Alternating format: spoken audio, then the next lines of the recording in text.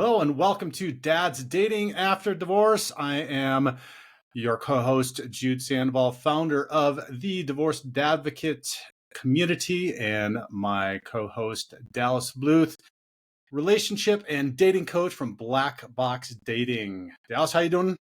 Doing fabulous. Good morning, June. How you doing? I am doing great. So this is round 2 of our attempt to record this episode. Those of you who are listening, it's not all glamorous red carpet all the time. Sometimes it is starts and stops and challenges. And so, yeah, we had just like everything going against us the last time around. Headphone issues, internet issues. It was just a mess. And we got halfway through and just scrapped it. And then you started a DIY project. So you started your man project after that. Yeah. We had to do a mercy kill on that episode. We just had to put it down. It was not going pretty. So I was thinking about it. We were talking about options, and the problem I had on my end was the Wi-Fi upstairs isn't talking well enough with the router downstairs, and I was like, I've got a long drill bit. I'm going to order an Ethernet cable, and I'm going to fix this. Yeah, like 5 hours later, I'm up through the attic in the insulation, dropping down through closets. Yeah, but the internet is way, way better. So, It is worth it so in the end. good.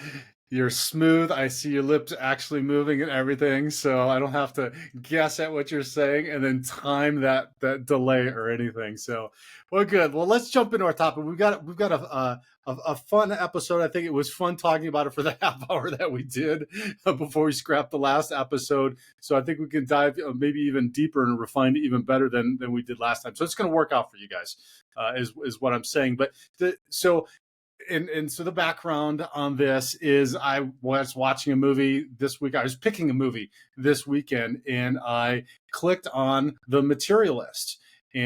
But I thought that I was watching the Brutalist, which is the Adrian Brody movie that's well acclaimed and whatnot.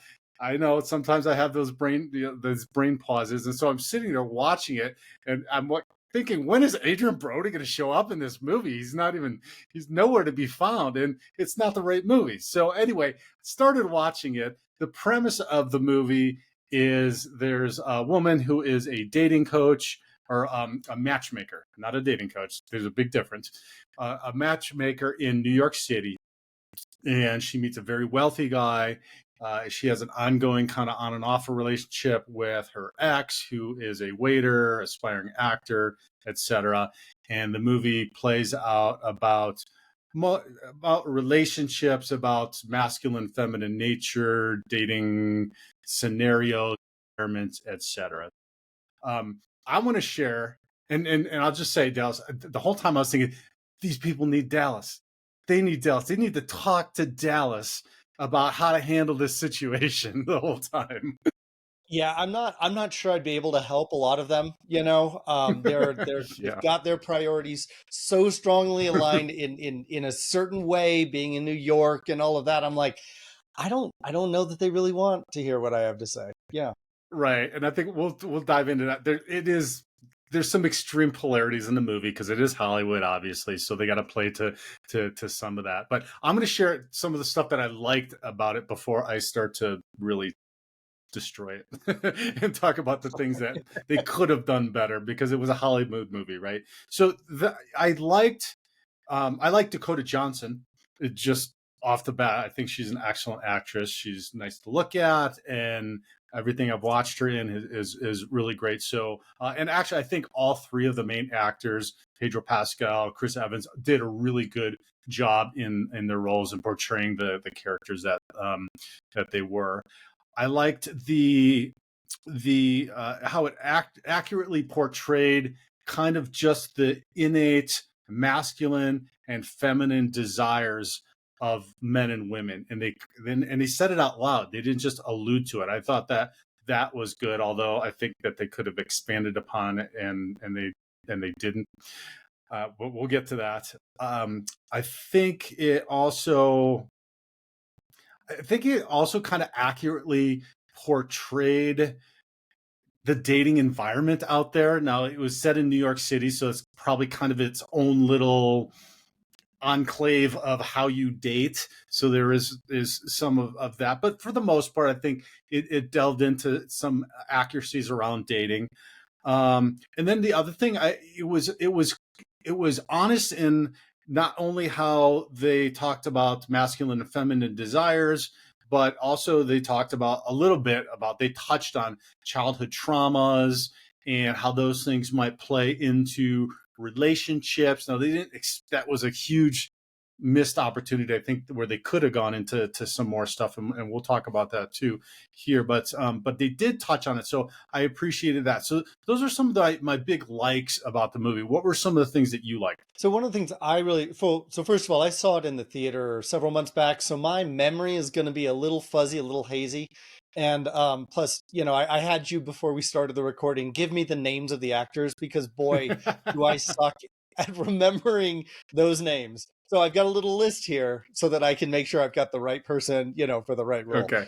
Um, One of the things that I really liked about it was essentially the two male characters. One of them's very rich, and the other one is definitely not. And I like the how Dakota Johnson is trying to decide. She thinks she wants this list of things, but it turns out that that doesn't actually fully pull her away from the draw to the other guy, her ex-boyfriend. Oh, by the way, spoiler alerts. If you haven't Yeah, watched yeah. the movie, stop now and go watch the Yes. movie if you care Thanks. about, because we're going to talk about everything beginning to end. So, okay, fair game. Yeah. I really like the fact that she struggled. She came to a certain decision about what she wanted, and that's coming from her head, but her heart really wasn't satisfied, even when she was getting, the rich guy, even when she had his complete undivided attention and he was doing everything the way that we want a woman, that we think a guy is supposed to do it. Like, even when she got it, she caught the big fish. She wasn't Yeah, the satisfied with it. unicorn, And as they call it in the movie. exactly. Yeah, the unicorn. And so I think I like the fact that it basically had this undertone of like, well, you might think you know what you want, but what's actually effective, what actually tugs on your heartstrings is might have a different plan. Cool. Well, that leads perfectly into what I did not like about that, and Well, tell us, particularly Jude. on I know there's that. Oh my there's God, so many yeah, angles. you've already heard a half hour of this, so you know that I could probably talk for 2 hours on this. So I want to put this into context for dads listening that are thinking about dating, also that have children, because Hollywood has such an influence, and watching these movies has such an influence. This is something that I have for a long time been very conscientious about with my daughters, is watching movies and talking about some of these dynamics that come up in movies, because these dynamics are not always portrayed in a healthy manner. I think they did a good job with this show, with this movie, but I think that there are underlying things that are maybe misconceptions, if you want to, if you want to look at it from a nice light. It's some as just modern feminist propaganda that is undermining relationships between men and women, and it's from a specific segment of people that are in the world that have an agenda, right? Okay, we're not portraying every woman as modern feminists that hate men, etc. Okay, let's just get that out of the way before everybody starts sending emails and getting pissy about stuff. That's not what we're saying, but we're saying that there is stuff that was portrayed out there that is not healthy for relationships. That's also why you and I are here doing this, that we can help people, because we've also been in these unhealthy relationships. We've exhibited some of these unhealthy traits ourselves, and we're trying to help people through this. So this is good content for the dads listening to be able to help with their relationships, but also to talk to their kids if they're like, I have teen daughters watching these movies and saying, what do you think about that character? And or as opposed to this, or do you think that could happen a better way? So on that note, I go really ahead. like that, Jude, because the thing is, like, Hollywood or whatever group of people out there has their certain values. And if we don't proactively tell the young people around us, our children, if you have children, I don't. But if we don't make it really, really clear that, hey, these values are being pushed on you, are you sure these are actually the values that you want to live by? If we're not active about it, passively they will absorb stuff from movies, and then particularly social media and TikTok. Whatever just boils up to the top of the channel is what's going to infiltrate their thinking. So bravo, and absolutely important for every dad out there to be very intentional. Yeah, yeah, and so that kind of brings me to some of the dislikes that are on that. And guys, you're gonna hear Dallas and I talk about this probably every episode all the time, is being intentional and knowing and understanding what your values and your beliefs are, because it's absolutely impossible, and I'm going to say impossible, to have a really healthy functioning uh, relationship with somebody if you don't know what that is, and you're not able to communicate those and work together. There's so many complexities that go into dating and having a relationship, particularly post divorce, blending families and all that. You've got to have that stuff in line. You've got to know some of that's ongoing, right? Some of that you're learning or refining, etc. But really trying to get that dialed in is incredibly important. So on that note of her not knowing what she truly wanted, right? Like, so part of the movie in the beginning is she breaks up with the guy. They're in their 20s. He's a waiter, aspiring actor, and he's broke, and she hates the fact that he's broke, and she hates herself for hating the fact that he's broke, which I feel like that was disingenuous in the fact that that is just something that is innately a feminine need, is to feel that a man can be a provider, be secure. There are some innate things that the feminine nature needs and wants. And so that troubled me, that they were villainizing her. And that's kind of the whole point of the movie called The Materialist, that they have all these materials. They keep talking about checklists, but I just did not like the fact that they don't accept that as this is how we're designed. This is how we're wired. Right. And if I can just jump in and say there is a counterpart on the masculine side. We're wired to be attracted to women that are fit, in shape, not super overweight. We are. And and I think the word here is superficial. So the idea that the woman, can't stand a guy that doesn't have his financial act together, she hates herself because she sees it as superficial. It's not superficial. It's fundamental to her feeling of safety and security being with him. I don't remember what the problem was. I think it had something to do with a car breaking down or something like that. And then later in the movie, she comes back to him. The guy's still living in the same place that he was 10, Right. 12 years earlier, with two roommates, one nasty ass toilet, and it's just like, I mean, no woman wants to be in that environment, and it takes money to get out of that environment into another one. It's not superficial. Similarly for guys, it's not superficial that we're attracted to what we're attracted to physically. It is interesting. I lived in Asia for a while, and it's funny. They're very comfortable with the word fat in Asia. Women are fine being told that. They're fine saying it like this. They're like, this is obvious that this is just a part of life. In America, that is probably one of the worst words you can use today, is to call someone, man or woman, fat. Um, and we're seeing it's like, oh, it's, and as a guy, you're superficial if you're looking at the body and all of that. It's like, yeah, you're actually in denial if you think that her physical body is not important. And I got to say that if women think that that's not important, they're also in denial. The same with a guy. You got to look at your finances. It matters. It's not the end all be all. We don't have to have unrealistic standards, but it's not superficial to say that it is fundamentally important. Yeah. And that kind of leads. So I want to tie this into the dads listening to some helpful tips and feedback around that. It doesn't mean that you've got to have your 100% financial house in order. It doesn't mean you need to be the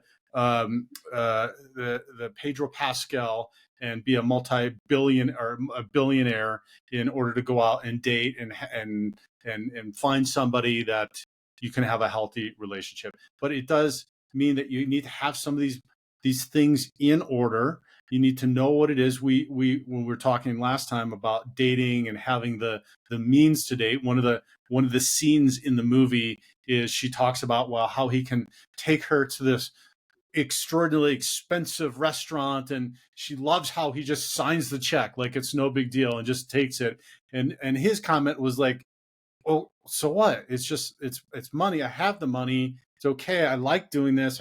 But it's more about the time that I'm spending with you, and I enjoy that. I enjoy in this environment, but that's not really the point of it, which I think was a very appropriate answer. I liked his character in their portrayal of him being what they call it a unicorn, right? But I would just say that more just of in his masculine, except for the end when they talked about the surgery and making himself taller and that he couldn't love. They just tanked him really at the end of the movie. He was this unicorn through, and he really held himself well. And he did all of what he was, what you would imagine somebody in a healthy masculine um, uh, mindset would be doing.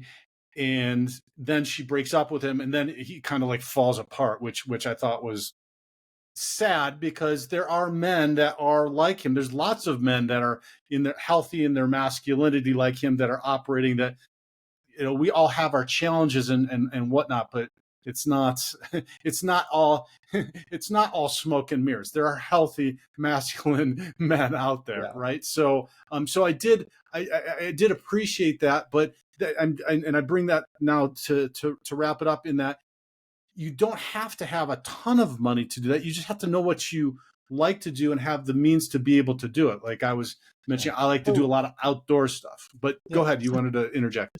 Yeah. So actually, I want to ask you a question. So I've never been married. I'm not divorced. I want you to paint for me a bit of a clear picture of how a man's financial situation changes pre-divorce versus post-divorce. Like, walk me through some of the basic. I mean, like the words I have in my head are, child support and alimony, Right. and they both have usually very, very negative connotations around them. Can you like break me into the reality, the world that men face once they're in divorce financially? How does it differ? Sure. So, yeah, no, that's a great question, and I know all the dads out there are going, "Oh shit, Dallas, let me, let me tell you," and we might have a bunch of comments like right at this timing on this video. But well, just from a straightforward uh, mathematical equation, it's one household going into two households, and so there your disposable income will go down, and your lifestyle will change. Unless you're a multi-million billionaire, right? I mean, that might go from driving a McLaren or Ferrari to a BMW or a Lexus, right? So but that's still a lifestyle change, right? So it might not be vacations in Iceland. It might be vacations in Florida or the Caribbean, right? But there's going to be a change in the lifestyle, and so I think sometimes the other part of it is mentally, emotionally, for guys, that's difficult and challenging when you've gone through and you've built. So let's say you've built yourself up in your company, or you've created a corporation or a business and you've built that up, and then the lifestyle changes. I know for me, I had created the exact lifestyle that I wanted: the house, the cars, the business, the kids, the neighborhood, the community involvement, all of that. And when that all changed and I got divorced, it just shattered me mentally and emotionally going forward, thinking, hey, I had like exactly what I wanted and I had designed all of it, and now it's completely different. So there's different levels to it. Okay. So let me jump in here with what I think is there's two fundamental mindsets that men can have around money. It's basically, one of them is I have a lot of money. I have the things that I need. I have a certain amount of wealth. And that's how a lot of people at least talk about it in the language is, oh, you are rich, meaning you have money. That's one way of looking at it, and I've never really understood it because that is temporary. Because if you have a windfall inheritance, even of like $1 million, if you don't, depending on which direction you're going and how you look at it, you will burn through that money like there's no tomorrow. I was a landlord for a while. I had two tenants that I saw do that. They had windfalls. One of them right when they moved in, another one while they were renting from me, and I watched them go right back to the position they were in financially within a year, maybe two. But I was like, wow, you don't get those lottery tickets very often in life. The 5-figure, 6-figure lottery tickets. You just don't. So that leads me to the other mindset, which is, where are you going financially? That is the question that you need to ask yourself. So, you had the whole picture you wanted. You had one household. It got like an amoeba, like separated into two cells. Everything had to be divided. Well, I mean, depending on the direction that you're going with things financially, you had to step back, but you're still moving forward. You had to step back, but you're still moving forward. If that is where I am in my heart financially, um, I'm still going to have a very attractive confidence around my finances, and I'm going to have a coherent story for anybody that I'm on a date with. I'm going to be able to explain, look, I went through this. It was a setback. Everybody understands there are setbacks in life, but this is the track that I'm on. This is where I'm going. Yeah, I'll let you jump in on that. Yeah. Tell me what you think. Well, no, I just want to, I just want to say that that mindset should expand to more than just your finances, right? And so 100%. when I'm working with dads in private coaching, that's one of the things that we talk about. We've got a 5-step program, but clarifying your vision and direction, that is one of the steps. And because your life is going to change whether you like it or not. So because you're getting a divorce, so what you had, how it was, all that stuff, what I imagine, it's going to change. You do not have a choice anymore. But what you do have a choice about is the direction that you want to move towards. Doesn't mean that is exactly where you're going to hit, but having that, what you said, having that mindset of, hey, I'm going to make more money, or my business is going to be, I'm going to do that. Same thing in your life, and that is what brings. That is a masculine trait that we were designed with. Oftentimes, but we that's hard because lots of times that gets conditioned out of us for whatever reason. We lose that. That was my experience. I had totally lost my ability to, and I've got an innately very just like masculine nature, but through my upbringing, childhood issues, etc., that got conditioned out of me to where it was existent until this whole thing exploded and my life completely turned upside down, which was a good thing, right? Because I needed that to happen. It's never a good thing. You don't want that. You don't have to learn that way, but it had to happen for me to do a 180 on my mindset. That's interesting. So if I'm hearing you right, you're saying that the divorce in a certain way woke you up from a somewhat comfortable place, a little bit of a complacent place, and in that comfortable, complacent place were components that you were not happy with, that you were still carrying with you from childhood. Yeah, Yeah, that's 100%. beautiful. Yep. Yeah, for sure. So in bringing this back to what we're talking about is when we're looking for your next romantic relationship, it's incredibly important to identify. So where are you at working with a coach like Dallas, or somebody that's helping you through your divorce in conjunction with Dallas, or therapist or a coach and Dallas? Like that is the optimal way to do some of this uh, um, self-evaluation and understanding and moving forward. But knowing what you bring to a relationship and what your relational dynamic has been before is incredibly important, because we've talked about this before. I just plugged and play, right? So got divorced, had the ex, just plugged somebody else in to try to keep that whole vision, right? Like I was just gonna plug and play. Well, guess what? It was the same type of person that I had just divorced. And I didn't do that once. I didn't do that twice. I did that multiple times until I started to figure, until the heartache was so, because sometimes they say that the divorce is heartbreaking, but that next relationship that you really get into, if that fails, is really, really heartbreaking. It was really, really heartbreaking for me until until I figured out, okay, there's a common denominator here. I've got to figure my stuff out before we go and find somebody that's going to be healthy. Yeah. So, bringing it back to the Materialist. So because the movie was so much about money and finances and all of that. I've asked several women this question. I said, would you rather be with a man that, say, has $10 million, a $10 million net worth, but feels like he's the bomb and has stopped doing much of anything with his life and is more or less kicking back on a beach, just kind of enjoying his lifestyle? Or would you rather be with a man that you feel is really going somewhere interesting and exciting, and you see that he has a ticket to success that he's currently working on and cashing in? I believe pretty much every woman that I've said that to, they're like, well, the money is nice, but the truth is the vitality of the man that is not retired, the vitality of the man that is still on a quest and going somewhere, that is way sexier to them than just the money sitting in a bank account. And the thing that's interesting about this is the money in the bank. So it's a gym analogy. When you see somebody who is like super fit, in shape, we're talking about a dude here, a guy that's super fit, in shape, he's got, good muscles on him. Let's assume he's not taking steroids and, cheating out of it. But even when you are, you still have to work out. When you see all of that, the muscles are a byproduct of the vital person going into the gym doing that work every day. But all we see is the result.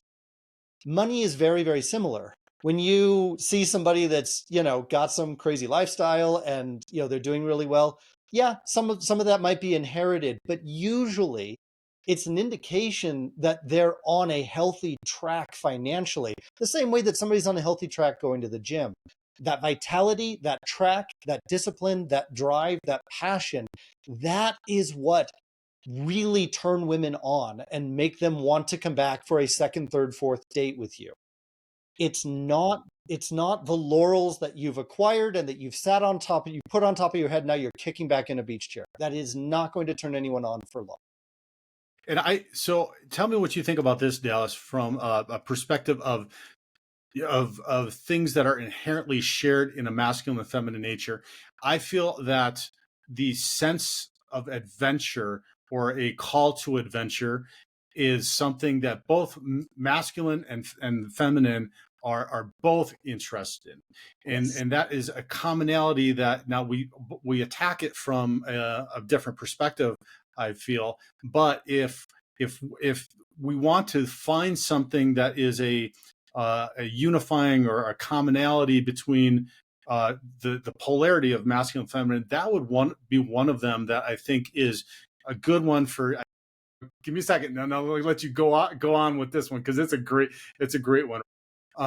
That we can focus on with women in order to help them to come alongside us and be in this adventure with us in our lives.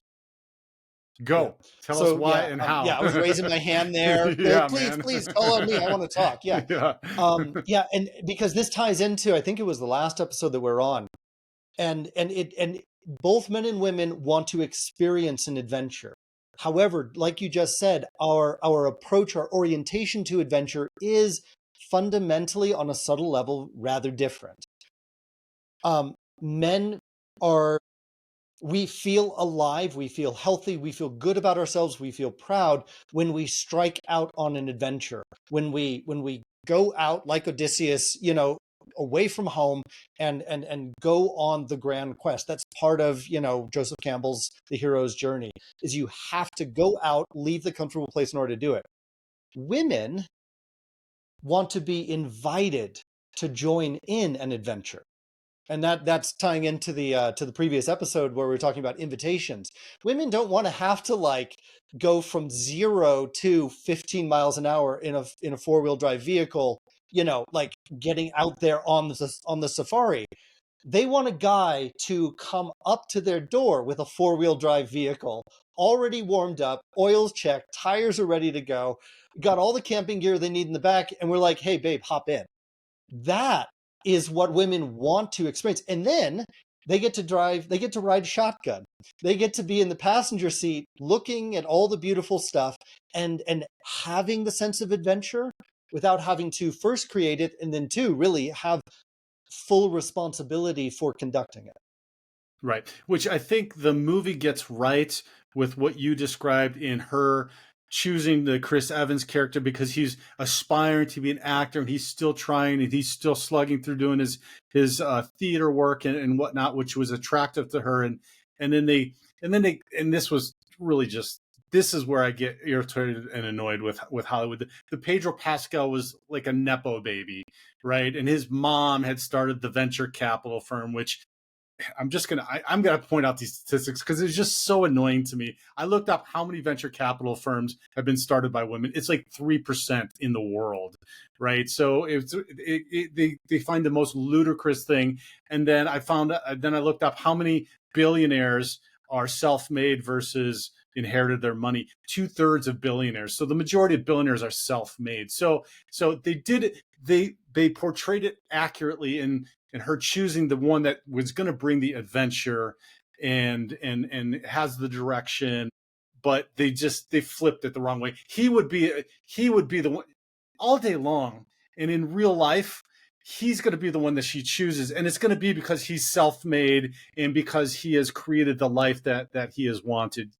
Usually, now that's nothing against the actors and aspiring actors and struggling theater people, et cetera. But it's it was flip flopped in the movie. So I was born and raised in LA, Santa Monica specifically, and Okay.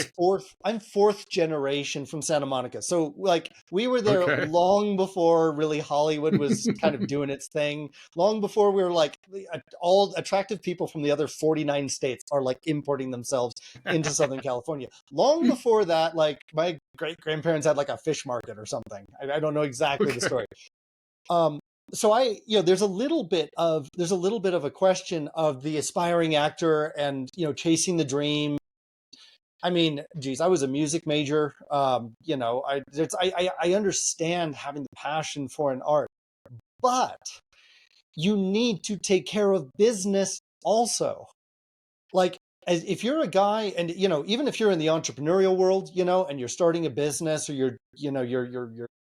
you have some kind of calling that is outside the standard safe 9 to 5 track. If whether it's artistic, whether it's entrepreneurial, whether it's that you don't want to be tied to the man and you don't want to have to show up to an office every day, that's all fine. But you need to be an adult and a grown-up and realize that you need to provide certain basic standards. I guess we can say that a certain basic level of stability, a certain basic level of lifestyle, and a certain basic level of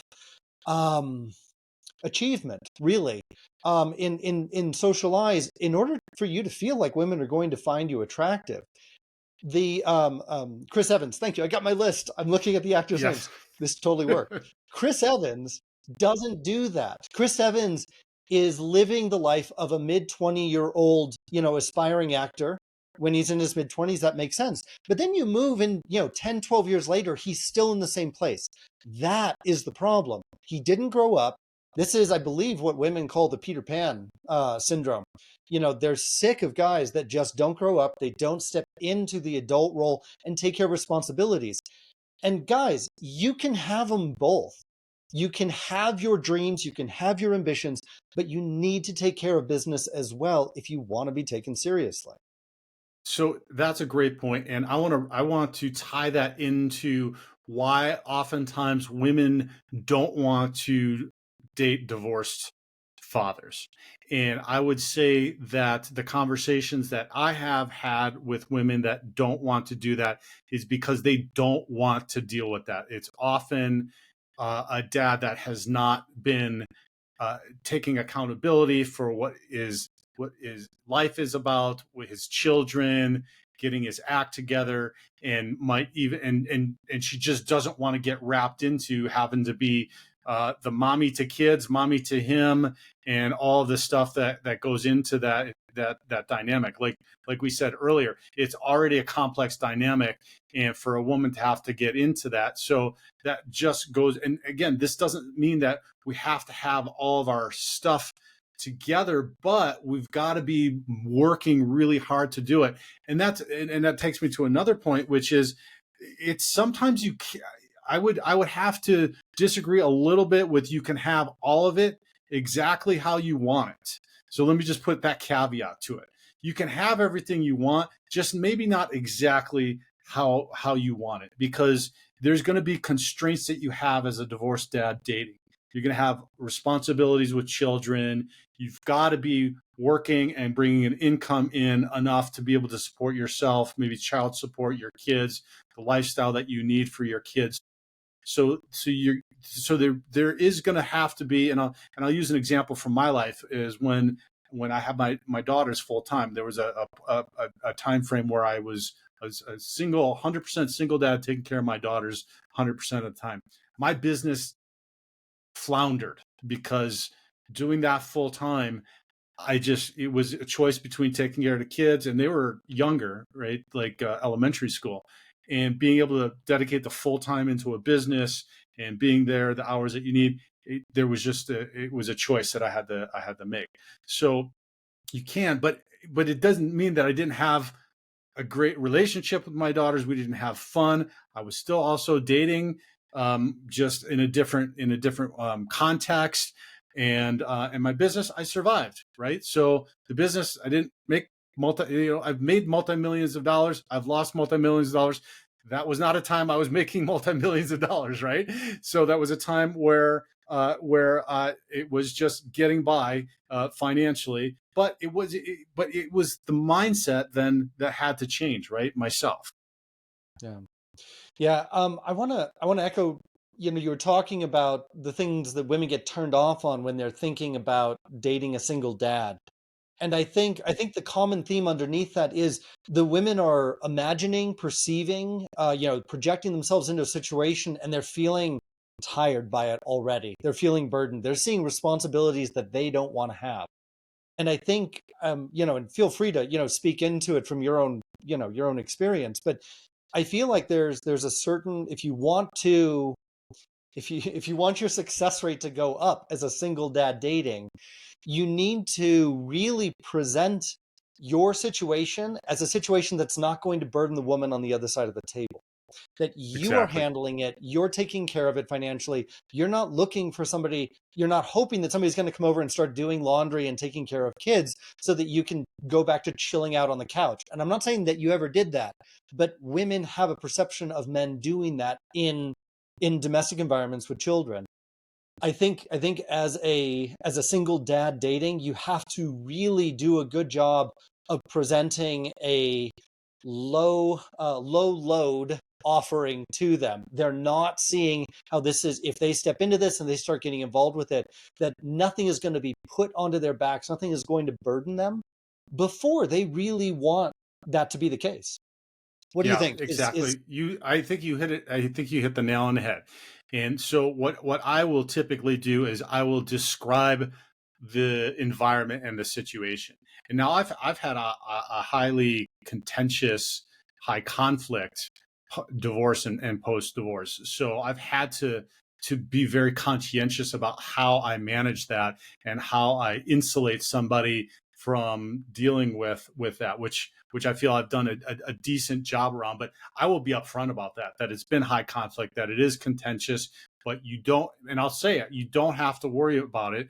There might be little things here and there that pop up, but as long as we're communicating about stuff, then there's nothing that we can't deal with. Now, saying that is one thing, but I do that. I do that early on maybe one of the first few dates, when we start talking about environments or what was your divorce, why did it happen. You always get those questions, but I will usually verbally convey that.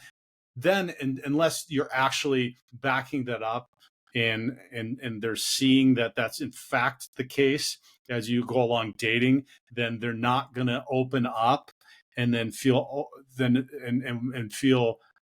safe and vulnerable with you and take that to the next level. There's going to be a time of having to wait it out, kind of see if that's true. There oftentimes, and if they're not, I would say that's a sign to look at. If they're not being cautious first and they're just diving right in and want to be like stepmom right away, that might be an indication that you got to pull back the reins and say, maybe she's got something else going on that you don't know about yet, right? So Absolutely, yeah.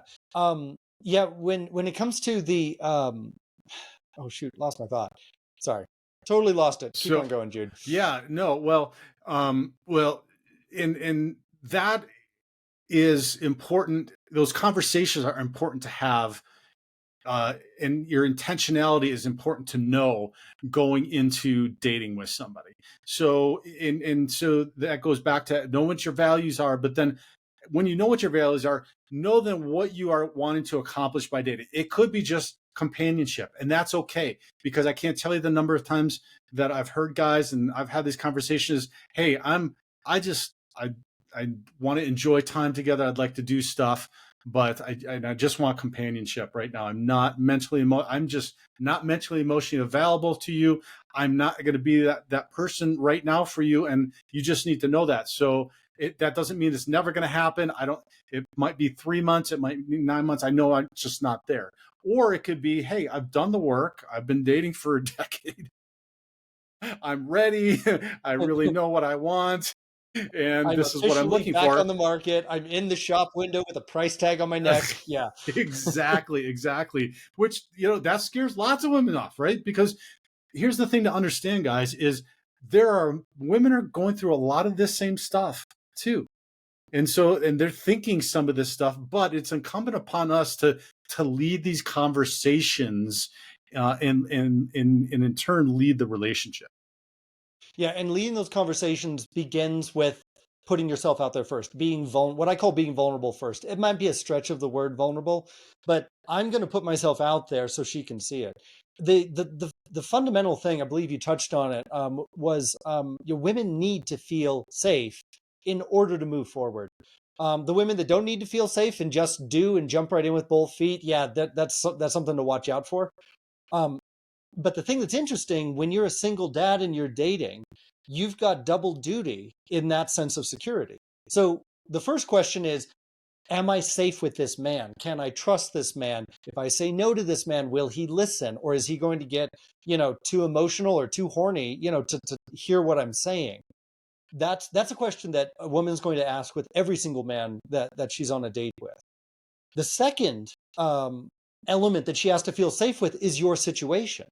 When you're a single man with no kids, the situation's pretty simple, really. There's not a whole lot coming with it. However, she is, and women are much more environmentally and socially driven than men are. They know there's another parent. They know that these kids are traveling back and forth, and they're highly sensitive to what that environment is going to be like. And they don't want to absorb that crap. So they're asking first, am I safe with this man? But then they're asking, am I safe in this situation? Am I safe with these kids, with this ex, with all these different elements?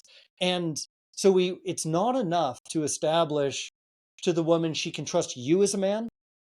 You need to show her that she can also trust the situation that she's walking into by being involved in your life. What do you think about that, Yep. Jude? Does that resonate with Yeah. your experience? 100%. And the only thing I'll add to that is that takes time.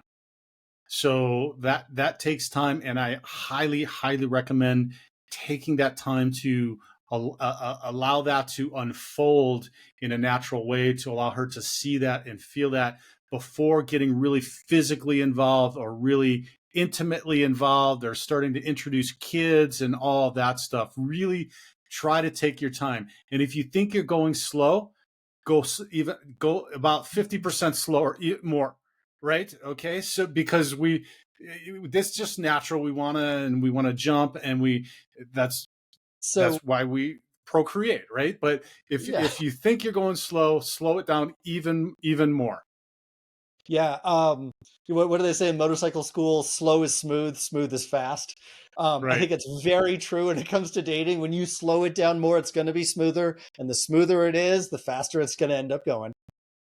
So this actually reminds me, Dr. John Gray, the author of Men Are From Mars, Women Are From Venus, old book, 30 years old now, I think, something like that. But there's one line that he puts in there that is, men are like blowtorches and women are like ovens. So, we want to jump in there. We're the blowtorch, like, turn the valve, whoosh, you've got this big burst of flame and you go from zero to all hot real fast. And then also similarly, we can go from all hot to not interested just as fast.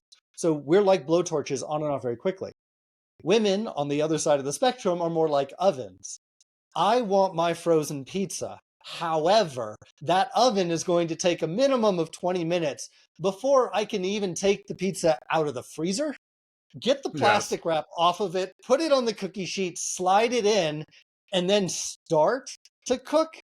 I mean, like, we're talking in, like 40 minutes, it's like, that's an oven.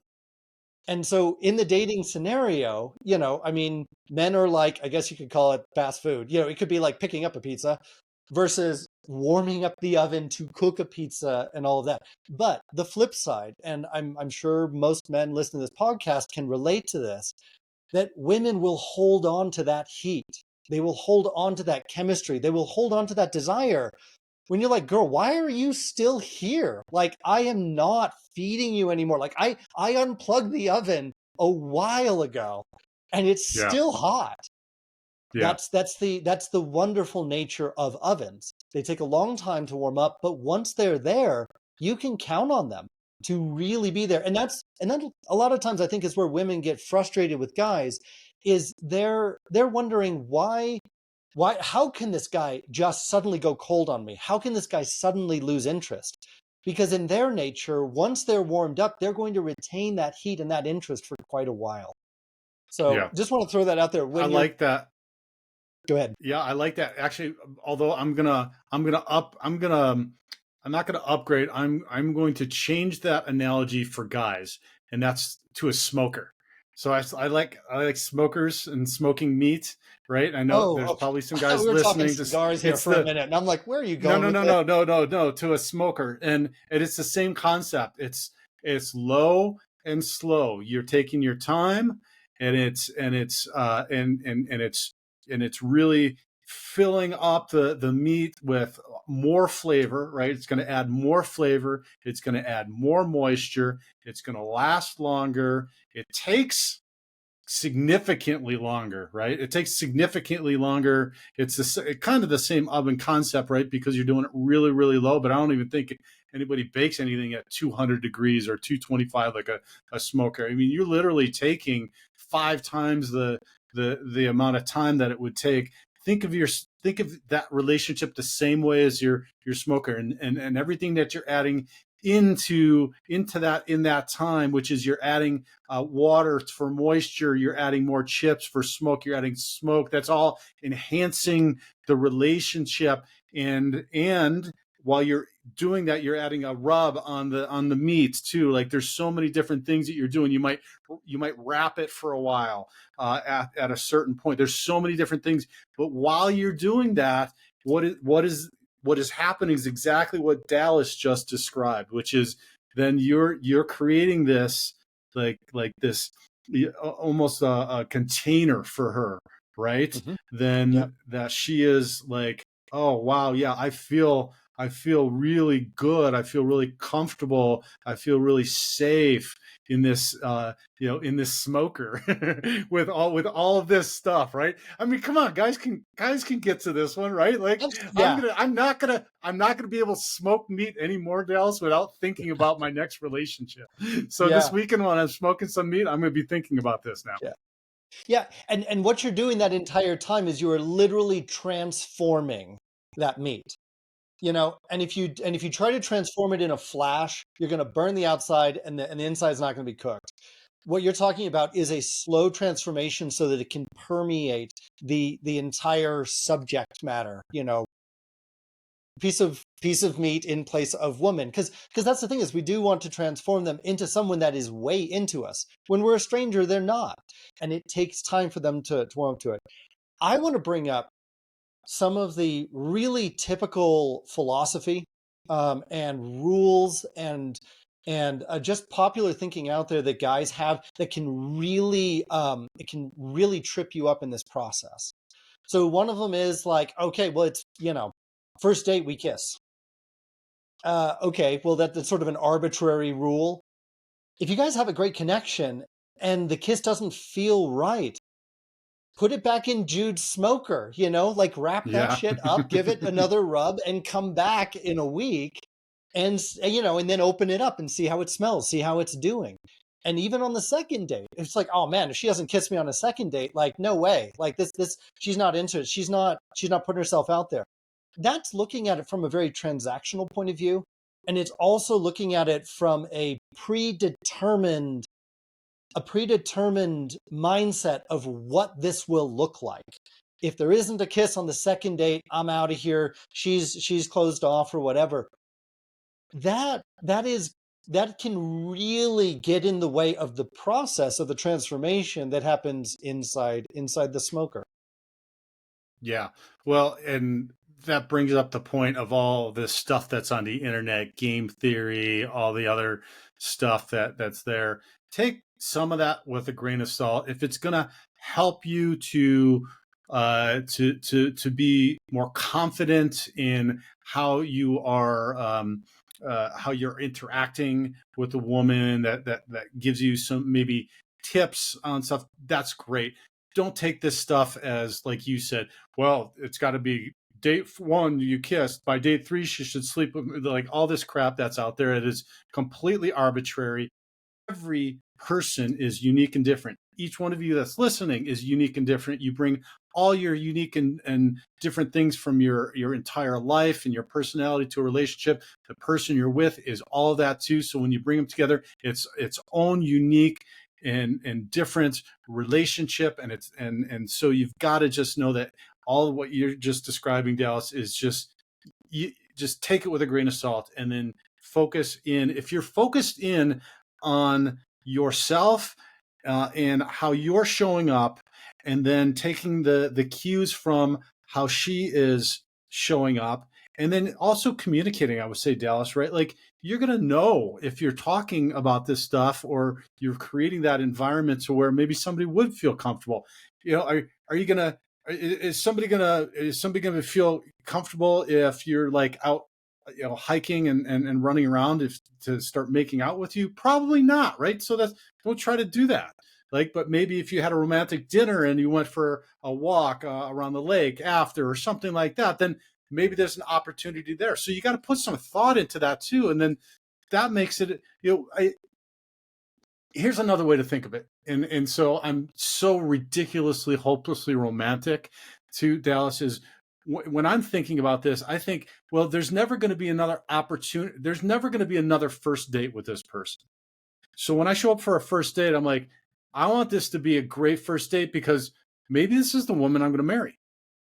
And we're going to be telling somebody, maybe our grandkids, who are at least our children right now, or at least my children, about our first date. I want that to be memorable. Same thing, first kiss. I want the first kiss to be memorable. I want these things to be memorable because there's never going to be a second one. There's never going to be a second first date. There's not going to be a second first kiss. There's not going to be a second one of these. And I know it sounds ridiculously romantic, but I feel like if you approach things more intentionally like that, you're going to have a lot better outcomes going forward in all of your interactions. Even if it's a first date that doesn't work out, right? It's still going to be a better experience for both of you. Yeah.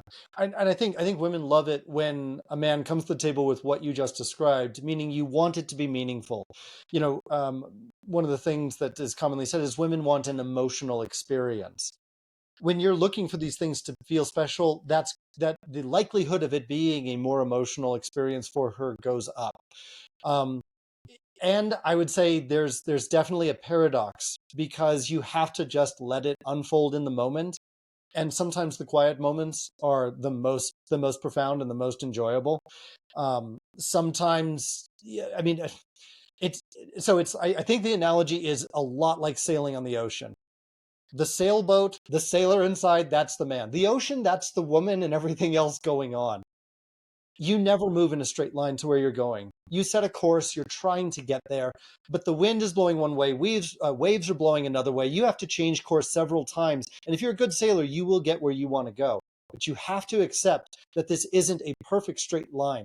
You have to let the elements have the impact that they're going to have, and as much as possible, enjoy the paradox, the struggle that you have to do to navigate yourself to get there. And the word I like to use, and I use it all the time, is hold it loosely. You know, it's like if you're expecting a kiss on the first date, if you're expecting sex on the third date, and if this doesn't happen, guys, that's rigid. That is really, really rigid. Women don't like rigid men. Rigid men are scary because what happens when that rigid man finally breaks? She doesn't want to be around for that. Rigid men are not men that women are attracted to. Men that have things that they desire, men that make their move, men that step in and go for the kiss, they are very attracted to those men. But men that are simply following rigid rules, sorry, that's most women are just not into it. Yep, I agree 100%. All right, so let's recap what we learned from this movie. Is that even Because I think possible? Yeah, I don't. we got What movie? I've forgotten at this point I what movie think we were we talking about. yeah we went from Hollywood to smoking meat, which I think Yes. is a I'm just gonna say I think that's a great analogy.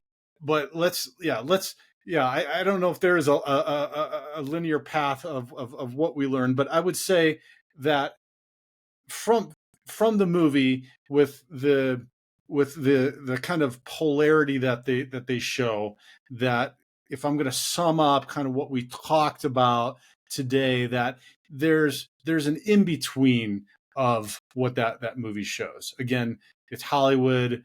They make crap up. They take some of the most ludicrous parts of things and show those, and then they Yeah. show a huge And polarity and whatnot. But I think that in between place that Dakota Johnson is looking for is she doesn't want the actor that is still behaving like he's in his 20s when he's in his 30s. And she doesn't want the guy that simply checks all the boxes but doesn't bring some of the soul and life and adventure. What she wants is a man that fuses the two of those together, which means that the guy that's just following his dreams has to step up his game and make sure that he's bringing the things to the table. And it also means that these ridiculous expectations that social media gives us about how insanely wealthy we have to be are not necessary. You don't have to be that rich for a woman to be very happy with your financial situation. They really don't. It's really finding the right blend of the two together. yeah, and I think the word that came to my mind when you were just describing all that is somebody who's real, like a man who's real, and not a real man in the quote, the air quote thing, like I'm a real man, like somebody who's just showing up real. That's who they. This is who I am. This is my situation. This is where I'm. This is what I want. This is where I'm going. This is how I'm trying to do it. I want to share that. Have the adventure, love life, love your children. And I think that's probably the majority of the dads that are listening. It's just figuring out how to get there, how to do it, and how to find somebody with it, how to find somebody to do it with. But that's why you got to tune in next week and listen to the next episode, because we'll be covering something else that'll help you do that, right? Absolutely. And finding that path as a solid man when you're a single dad is just extra hard, extra difficult. But when you come through the other side of that, you are even more solid. After you've had the setback and then you build again, it's even stronger than it was the first time. And that's so sexy to a woman, and a huge opportunity to model for your kids. But that's a 100%. whole nother conversation. All right, Jude, I Dallas, love it was a great conversation. Actually, we did better the second time, so maybe we need to do this every week, like have a half-hour conversation. I don't know if we've got the time to do that. I know I don't. I'm sure you don't. You're a busy man. All right, so how do listeners get a hold of you? Getting a hold of me, blackboxdating.com. The place you start is really with the group coaching, monthly subscription or annual subscription. That's where you get on board. You get to learn how all of it works. 2-week free trial to test it all out, see how you like it. I only take on private coaching clients, do work in the field with men that have already done a certain amount of group coaching. I've just found that the group coaching is really where guys start. So yeah, check me out there. Jude, same to you. How can people know more about what you do and how they can get all your wisdom? Yeah, divorced dads, check out thedivorcedadvocate.com. We've got resources there for you, whether you're contemplating divorce, going through divorce, post divorce, we've got something for you, and we've got resources that span from free to paid to private coaching as well. So check that out at thedivorcedadvocate.com. Dallas, always a pleasure. Look forward to chatting again next week. Thanks, Jude. See you next week. Bye.